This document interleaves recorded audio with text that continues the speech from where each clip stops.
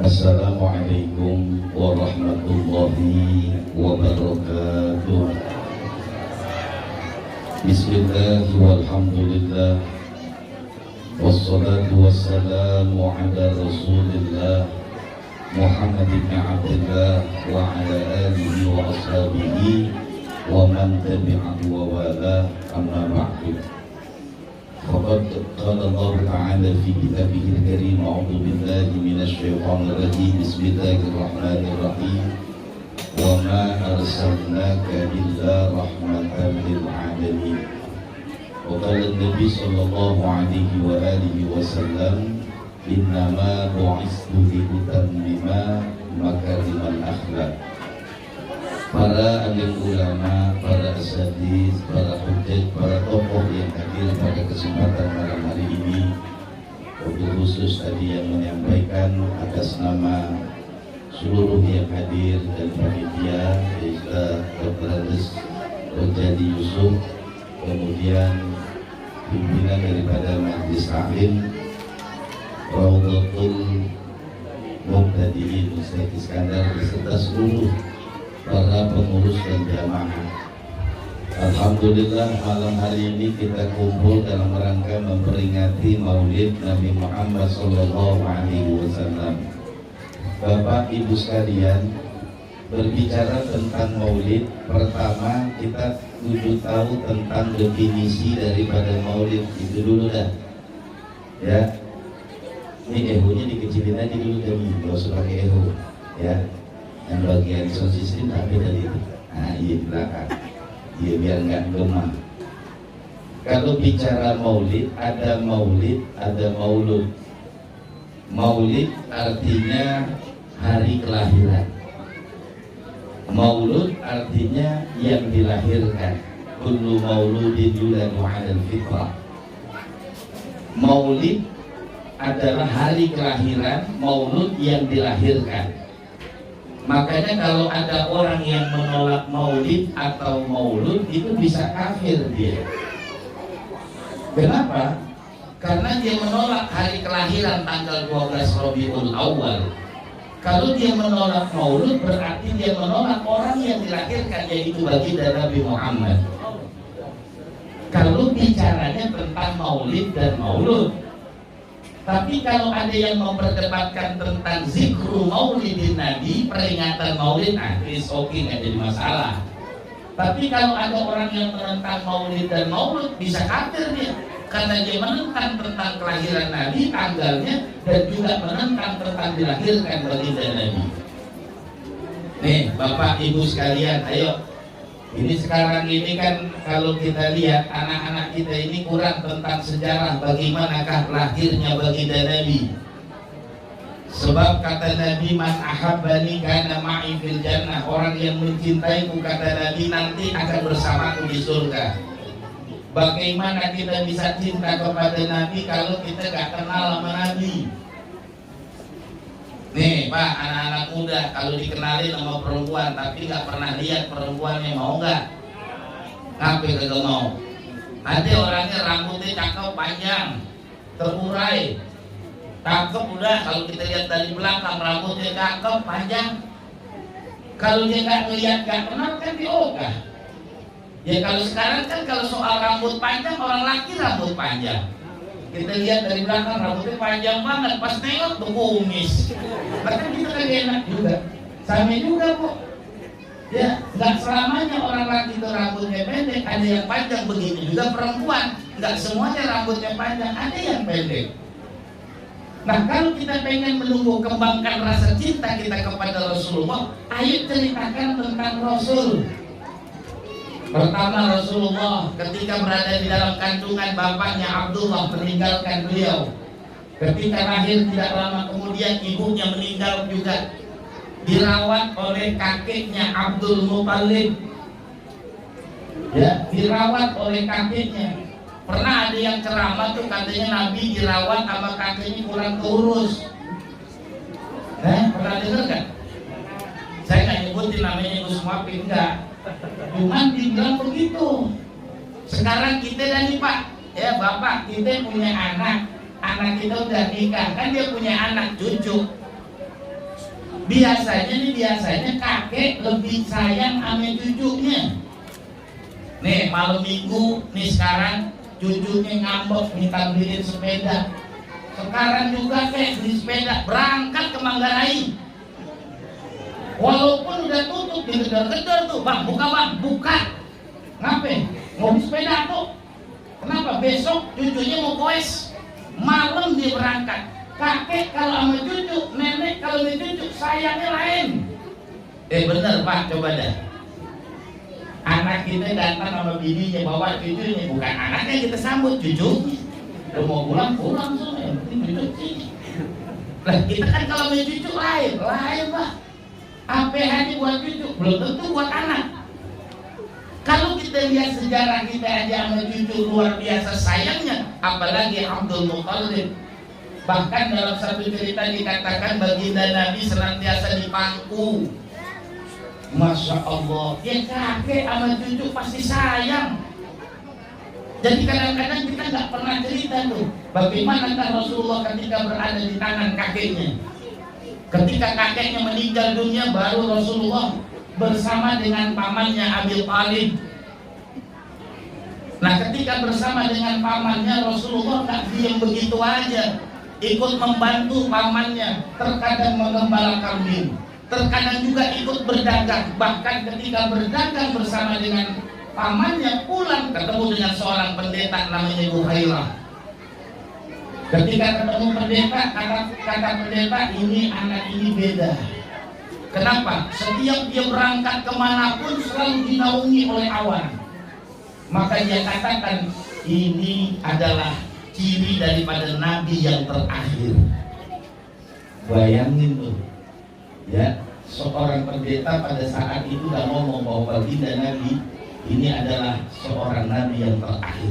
Bukan hanya pendeta, Nabi Allah Isa alaihi salatu wassalam 600 tahun sebelum Rasulullah lahir, 600 tahun sebelum Rasulullah lahir, Nabi Isa udah ngomong. Di dalam Al-Quran disebutkan oleh Allah, min ba'di ismuhu Ahmad. Bayangin 600 tahun sebelum baginda Nabi lahir, Nabi Isa udah girang. Nabi Isa sudah mengkasih informasi akan datang Nabi yang terakhir, min ba'di ismuhu Ahmad. Setelah aku, kata Nabi Allah Isa, yang bernama Ahmad. Ya, ibu, ada Ahmad, ada Muhammad. Ini juga perlu kita ngerti juga, jangan menyebutin doang. Kalau namanya Hamid itu satu kebaikannya. Bisa jadi orangnya sabar, cuman kurang baik. Bisa jadi orangnya baik tapi kurang sabar, namanya Hamid. Kalau pakai Ahmad, dua-duanya ada, sabar juga, baik juga. Kalau pakai Muhammad, semuanya ada. Baiknya melebihi kebaikan yang lain, sabarnya melebihi sabar yang lain. Makanya baginda Nabi disebut dengan Muhammad. Begitu. Ini ngerti gak sih? Emang belum dimakan begitu? Emang gitu, belum kasih makan salah, dikasih makan di rumah gitu.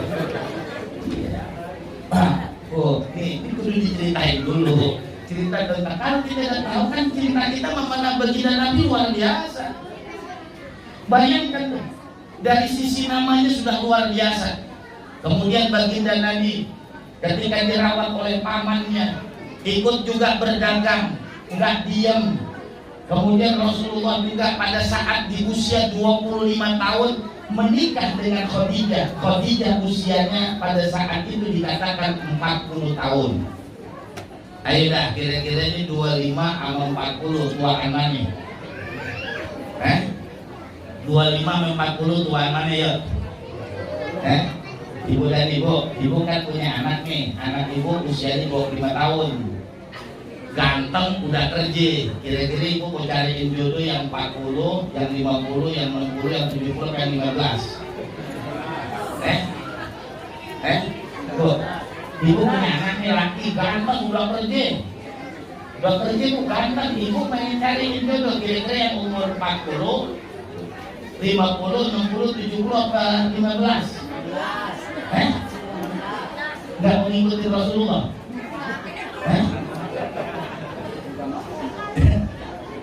Ya kalau yang laki sih nggak tanya dia. Iya, bayangin tuh. Rasul 25, baginda Nabi usia 25, Rasulullah usia 25, istrinya 40. Itu kalau kita lihat kita, tapi kan Khadijah lain. Khadijah itu anaknya Khuwailid, kalau bahasa sekarang konglomerat, anak orang kaya. Khadijah juga wanita karir yang mengurusi segala bidang perdagangan yang dimiliki oleh bapaknya. Biasanya begini Pak, Bu, kalau anak orang kaya biasanya apaan? Kerawat. Nih, kita kan kenapa sih di rumah kurang, kita lihat kok yang lain di luar cakepan daripada yang di rumah? Karena kurang perawatan Pak. Iya. Lah bayangin uang belajar 50 sama bibiran mana cukup. Pak, ini saya dengerin Bu, saya kasih tahu nih Bapak lakinya, ada laki lu nggak nih? Ada, saya bilangin Pak, orang perempuan kemana-mana pakai bedak. Kalau kita kan kagak, ada yang pakai bedak, saya nggak pakai bedak.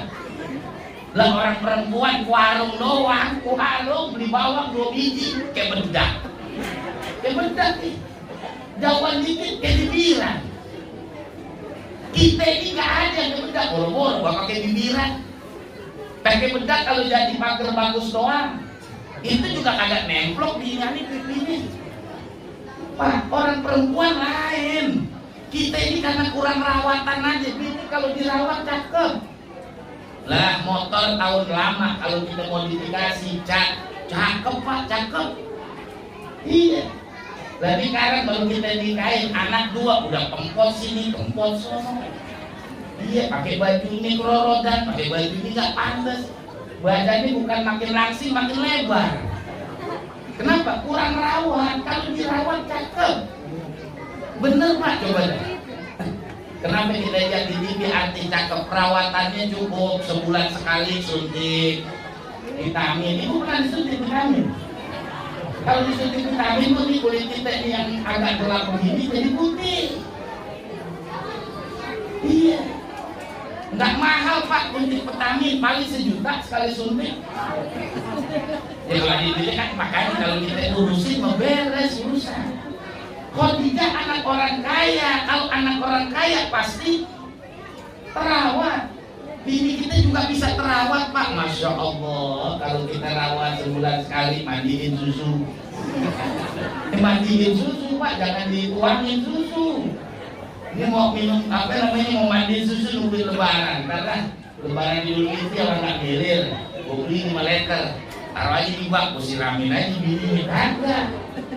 Kudu direndam di backup, bat apa bantu? Di backup yang biasanya di hotel. Iya, nah kita biasanya mandi di kolam. Kita bingung gimana nih? Kok kolam di kosong nggak ada gayung? Masih dari gayung juga. Iya, dibuka ada penumpuk gayung nggak ada. Jadi hotel mahal-mahal kagak ada gayung, nggak mau beli gayung. Ini buat berendam. Iya, orang kampung kan kalau diajak ke hotel bingung. Dibingung lagi nih, kok enaknya kita pegang aja air keluar. Iya. Masya Allah, ketika mules diruduk dia bingung kan. Mana dia serangi kagak ada. Gak tahu ini dipencet nyemprot sendiri. Iya, semua serba sensor. Pak, Bu, ini kalau kita mau lihat sejarah, Rasulullah menikahi Khadijah.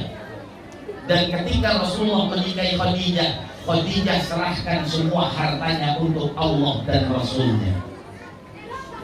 Wahai suamiku, aku serahkan semua hartaku untuk Allah dan Rasulnya, untuk perjuanganmu. Masya Allah. Kalau kita nggak bisa Pak, gajian duit kasih bini susah, udah minta lagi susah, dikempit bener-bener. Iya, susah. Iya. Lah kita habis kasih gocap, minta gocek, gak kasih, lu udah kasih uang gocap, ngasih minta lagi gocek, minjem. Iya. Makanya gajian kalau belum diambil, belum cerai, jangan kasih semuanya, sebutuhnya aja. Misalnya gajian 10 juta, nah gini pegang ke 8, 2 juta kantongin. Iya, minta begini susah Pak, susah. Duluan kita ngomelin. Iya. Tuh. Bayangkan Bu, diserahkan semua hartanya, dan sayangnya Khadijah kepada Rasulullah luar biasa. Nih anak-anak sekalian nih, Rasulullah menikah dengan Khadijah, anaknya 4 orang perempuan, 2 orang laki-laki. Kalau di setiap pengajian itu ada sholawat dustur, sering disebutkan dengan Abul Qasim. Jadi anak Rasulullah yang laki namanya Qasim, yang kedua namanya Abdullah. Yang 4 perempuan tuh, ada Ruqayyah, ada Zainab, ada Ummi Kalsum, yang paling kita kenal Fatimah Zahra.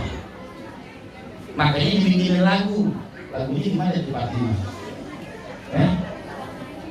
Yang kita kenal kan Aisyah, istri Rasulullah, kemudian Khadijah.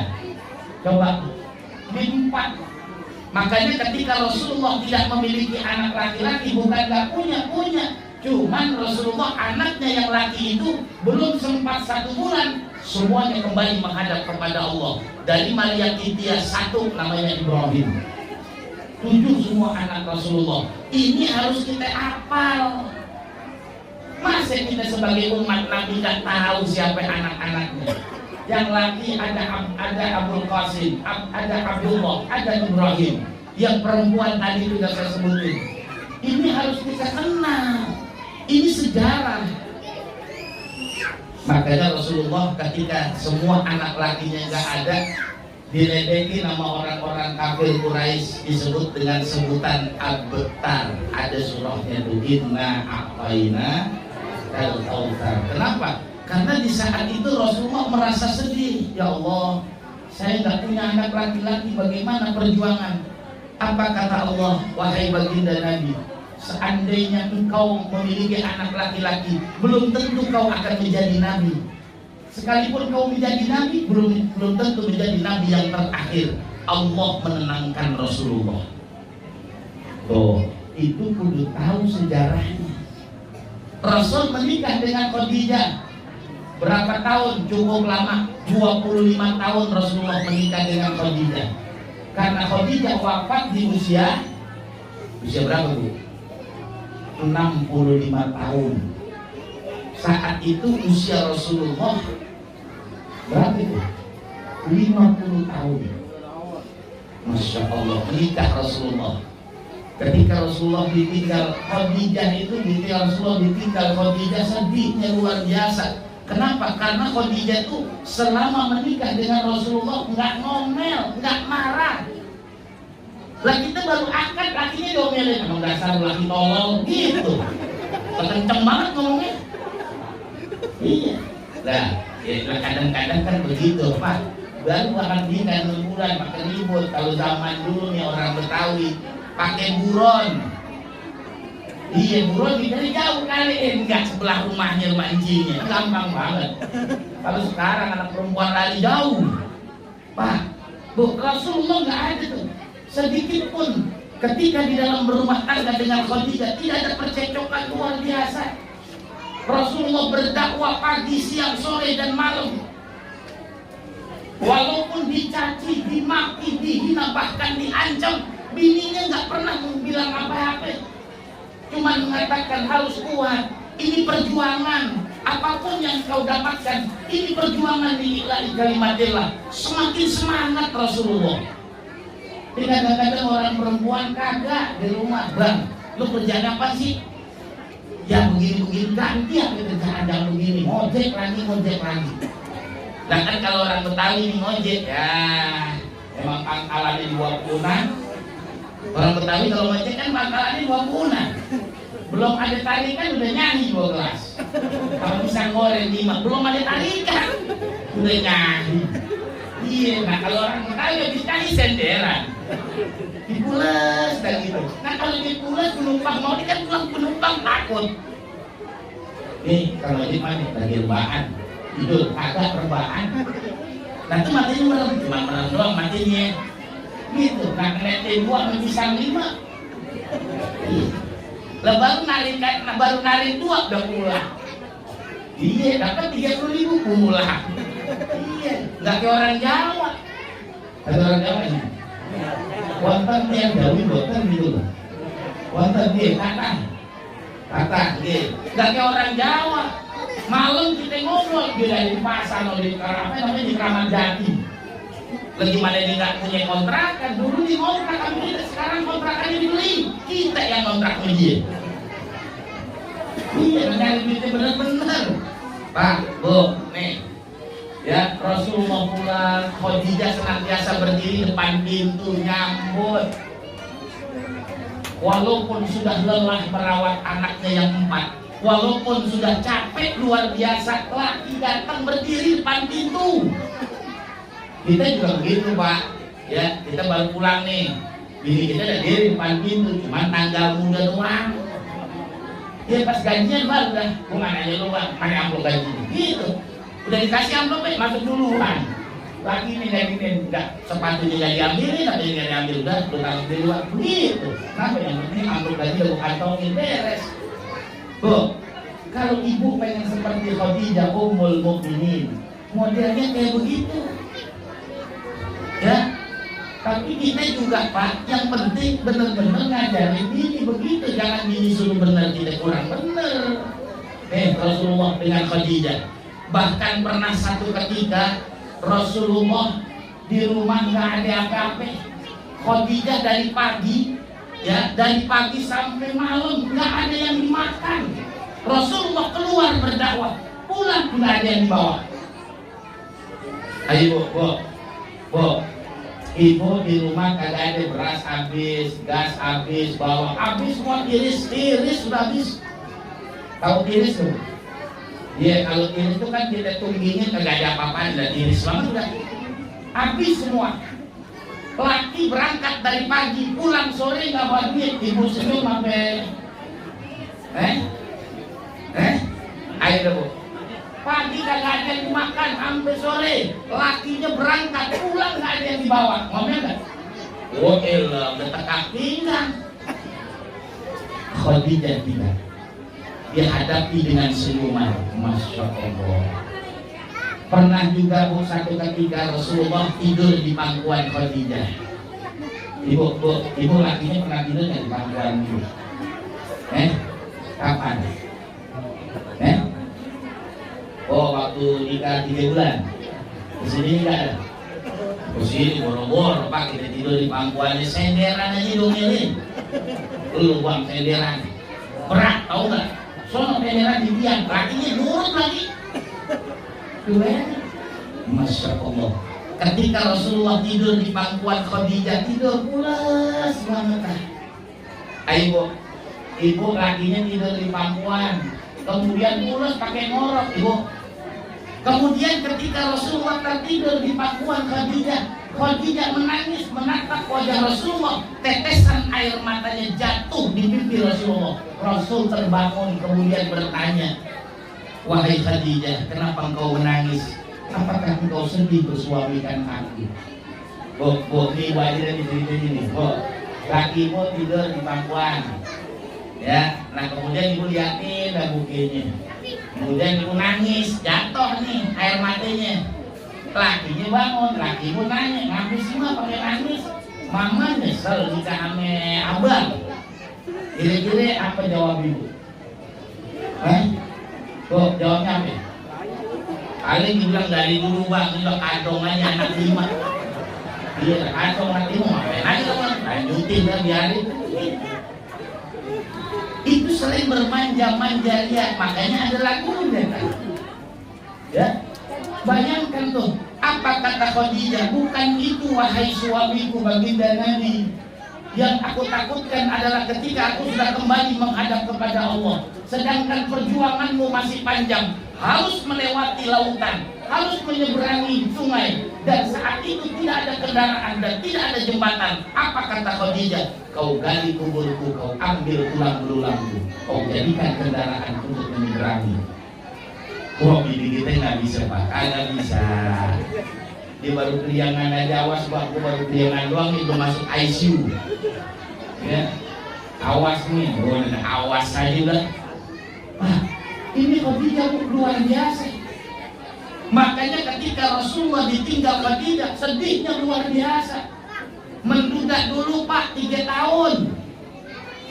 Rasulullah ketika ditinggalkan Khadijah menduda dulu 3 tahun, 53 tahun baru menikah. Dan sekarang belum didinya, baru batuk-batuk doang, dibawa ke rumah sakit Pasar Minggu. Nah kena COVID. Iya, emang baru masuk di ICU udah tanda tangan.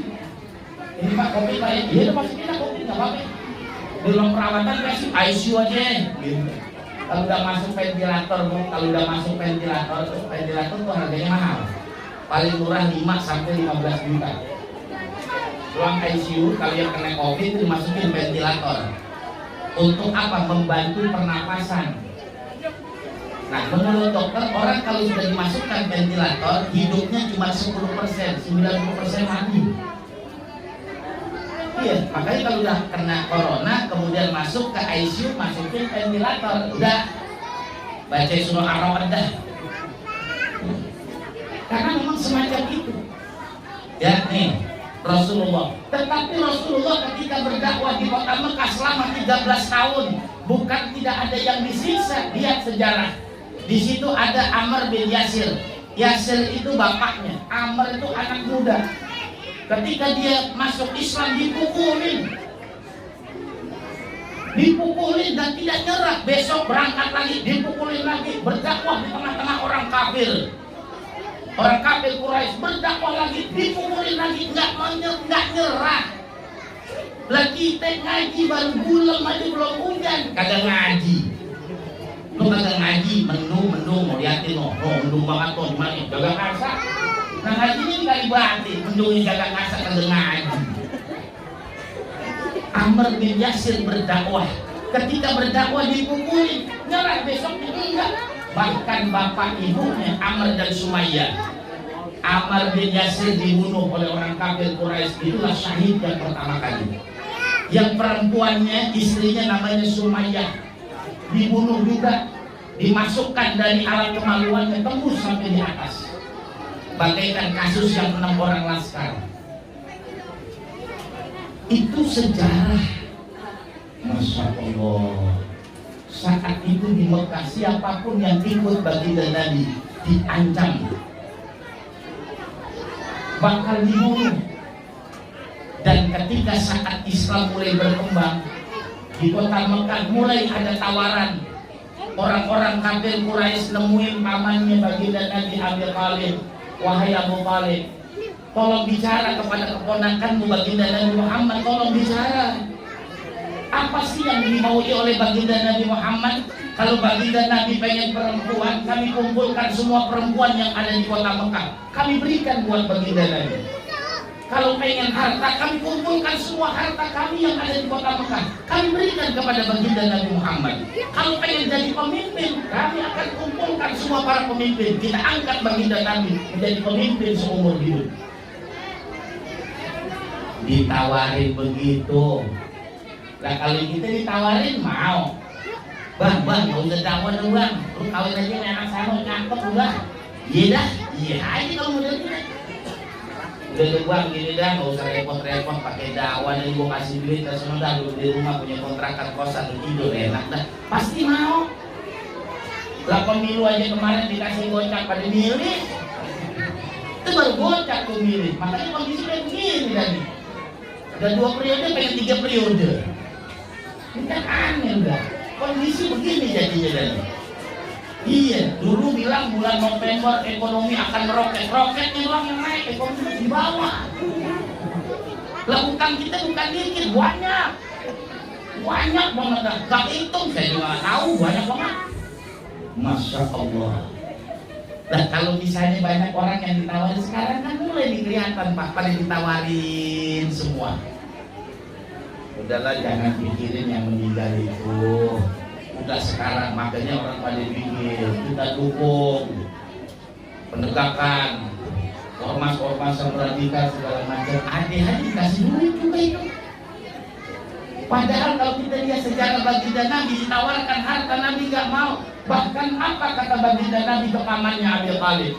Sampaikan kepada mereka, lawadu asyamsa fil yamini, seandainya matahari mereka bisa taruh di tangan kananku, wal qamaru fil yasari, dan bulan di tangan kiriku, an atruqa hadzal amra, untuk meninggalkan perintah ini tidak akan pernah aku lakukan. Bayangin tuh,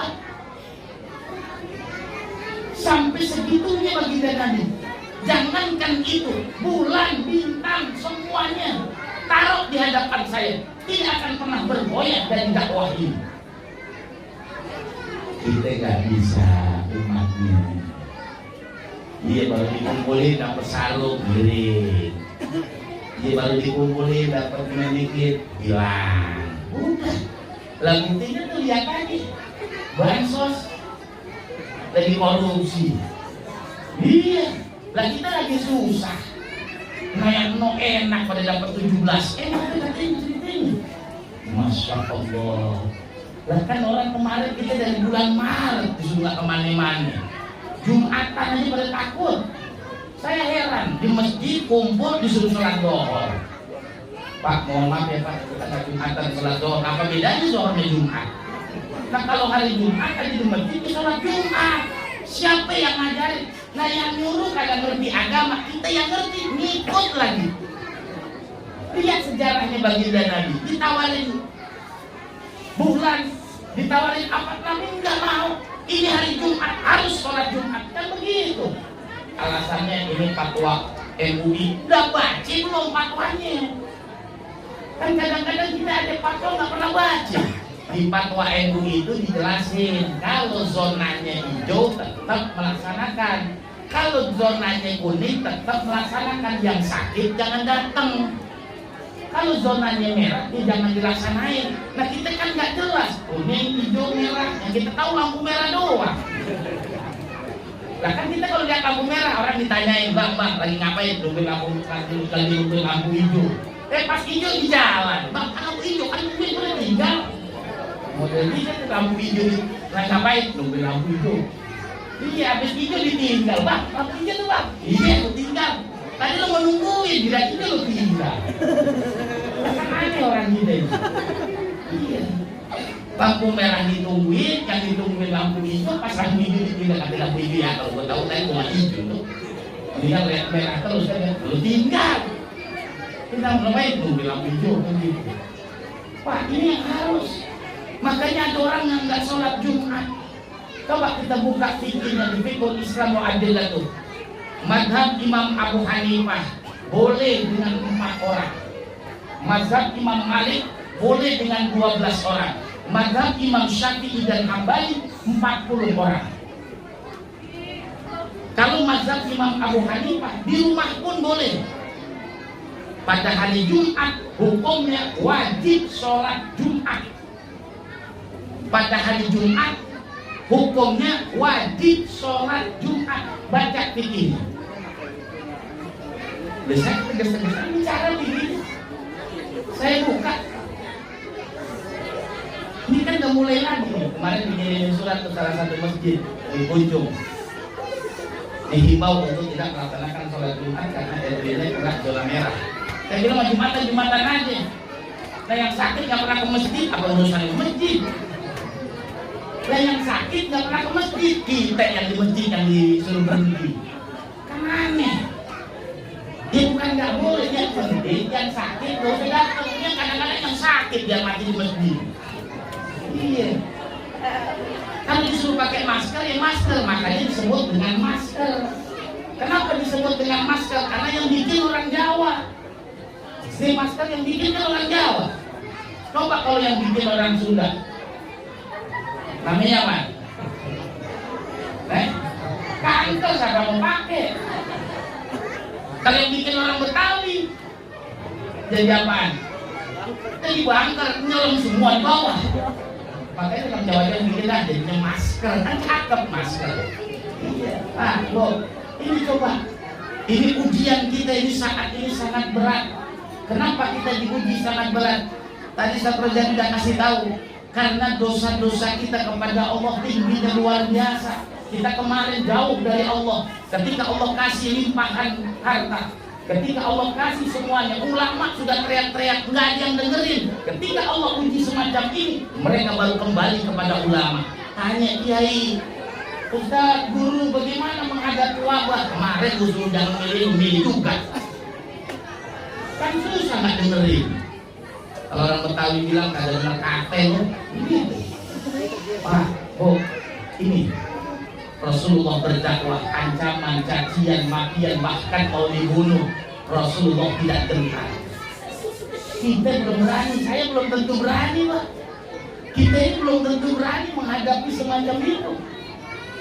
Iya, belum lagi ini Syiah masuk, liberal masuk, belum lagi agama-agama yang kagak jelas masuk.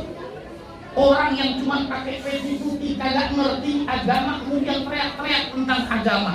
Ini yang akan terjadi di masa-masa yang akan datang. Ini yang perlu kita waspadai. Bukan kita, Pak, Bu, kita ini udah tua. Tapi anak cucu kita, anak ini hampir setahun nggak sekolah. Anak kita ini udah hampir setahun nggak sekolah. Lah kan saya punya anak juga, lah emang bener dah guru itu luar biasa. Lah ini saya ngajarin anak saya duluan sewot. Lah kan kita nggak pernah ngajarin anak, yang ngajarin anak kan bini kita, Pak. Ayo sini, lu baca nih, nengok kanan. Udah gitu baca di videoin, bukan di videoin, di main TikTok. Ada aja sekarang.